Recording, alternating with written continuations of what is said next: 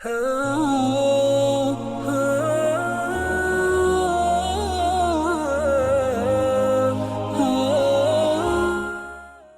بہن کا سوال ہے کہ عورت بھی زیر ناف صفائی کے لیے لوہا استعمال کر سکتی، کیونکہ ریزر وغیرہ یا باقی سیفٹی اس طرح یہ استعمال عورت کر سکتی ہے کہ نہیں؟ دیکھیں، کچھ چیزیں ہوتی ہیں کلچر کے اعتبار سے، ثقافت کے اعتبار سے نا، تو اس لیے پھر اس کے اوپر سوال آتے ہیں.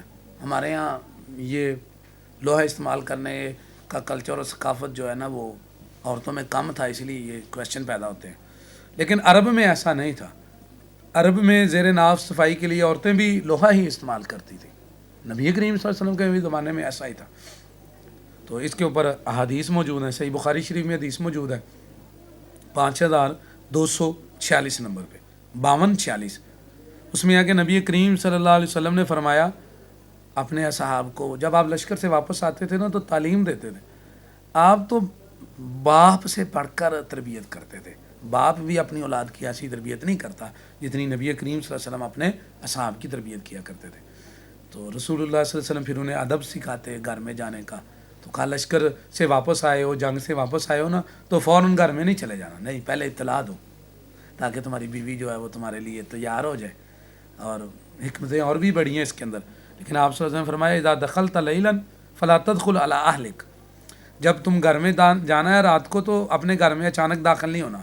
اس وقت یہ کمیونیکیشن جو تھے ذرائع نہیں تھے نا، رابطے کا کوئی ذریعہ نہیں تھا، موبائل نہیں تھا. آج تو فون بندہ کر دیتا اور پتہ بھی ہوتا آنا ہے. تو یہ اب جب آپ بیک گراؤنڈ پیچھے جائیں گے نا اس انوائرمنٹ میں پھر بات سمجھ آئے گی کہ اچانک جو ہے نا وہ بندہ آیا ہے اور آگے سے کچھ بھی نہ ہو، اور یہ بھی نہیں تو بھاگ کے کوئی چیز لے آؤ دکان سے، یہ بھی تو نہیں تھا نا. اسی لیے کہا پہلے اطلاع دو تاکہ تمہارے گھر والے تمہارے لیے خدمت خاطر اور محبت پیدا ہوتی ہے نا، پھر شکوے شکایات ختم ہوتی ہیں.